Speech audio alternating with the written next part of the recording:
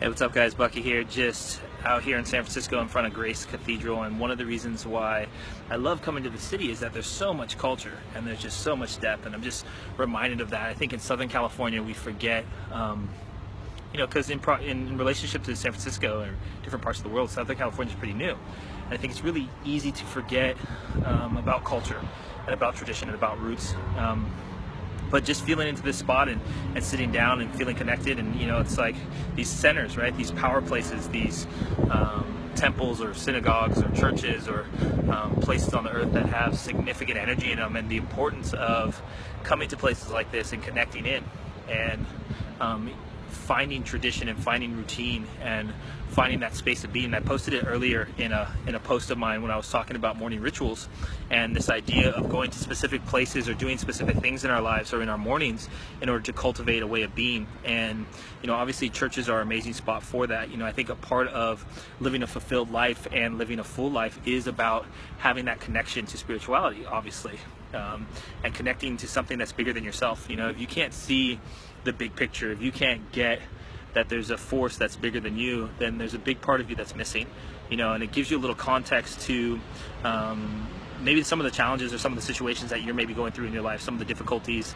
some of the hardships or the perception of hardships, and this idea that, everything and that God and that life and that the energies bigger than me are working for me. They're pushing against me so that I can have the learnings that I need to have in order to be able to be the person that I need to be in order to do the things that I want to do and impact in the way that I want to impact. So it's just always nice to come to a place like this where you can sit into that and you can be with that, and you can cultivate that space and that knowingness and that connection to that knowingness. And again, in that post around the morning practice, it's like, what are the things that I do? Morning rituals are awesome, right? And morning rituals are really a starting point in order for you to be those things in your day-to-day life, right? It's like, what are the things that I do consistently, and how do I consciously condition myself? But don't just limit that to your morning, right? Like, what are the things that I can do every single day in my life throughout the different times of my life to really consciously condition my being? And coming to churches or going to parks or connecting to nature or connecting to family are those things. Like, who is the person that I become when I'm in that space, and how can I constantly be in that space more consistently? And finding what works for you is one of the most important things in all of that. It's like, you have to be the observer of yourself. You have to be able to watch yourself, monitor your emotion, monitor your feelings, notice what's going on for you at different times so that you can understand best how to serve yourself. What are the conditions that I need to put myself in so that I can be growing, I can be learning, I can be discovering, I can be healing in the ways that I need to heal, so that I can have the life that I want, or I can experience life in a way. And that's the beauty about life, right? It's not that everything changes.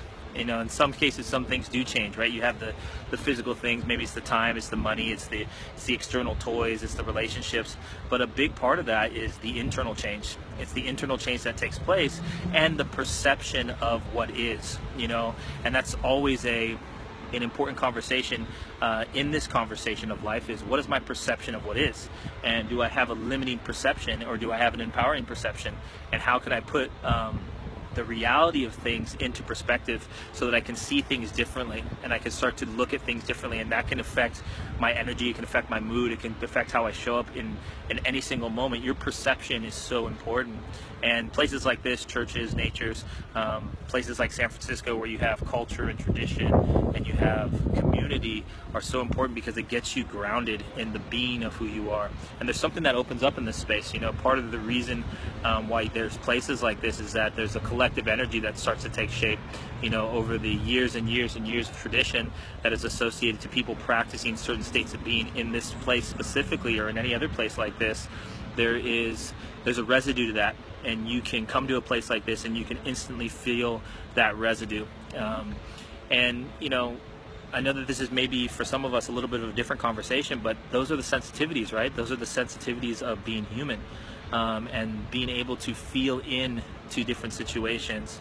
And one of my biggest learnings and one of my biggest lessons throughout my life has been about allowing feeling and being okay with the emotion that came up for me. I think as a young man, what I tried to do was suppress a lot of things that I didn't like, how the perception of me feeling was was taking place, and I didn't like how I was feeling. I didn't know how to make sense of it all, and I had this perception that I needed to be something different. And one of my biggest learnings and one of my biggest lessons again has been into embracing that, has been into leaning into that, it's been into trusting that, and to learning from that space and being okay with it, not from a space of fear, but from a space of, this is innately who I am, and it's one of my strongest strengths. And if we can touch into those things and feel into that, and there becomes this new sense of awareness and a new perception of life, the experience of life becomes much more rich and becomes much more meaningful. And it doesn't matter really what you're doing, it's that the way that you're doing and the way that you're being is completely different. So just want to send you guys that love, and just a reminder just for everybody, to find that space, find those moments, find those anchor points in your life. Where are those places that you can go, those physical places that you can go, those social places that you can go, those emotional places that you can go, the spiritual places that you can go, where you can connect, where you can check in, where you can lock in to a being that's really going to support you, and you can consciously condition who you want to be, so that starts to reflect in all the areas of your life. So lots of love. Remember to have the courage to be you, to do your thing, to get in your lane and grind. Lots of love from San Francisco. Peace.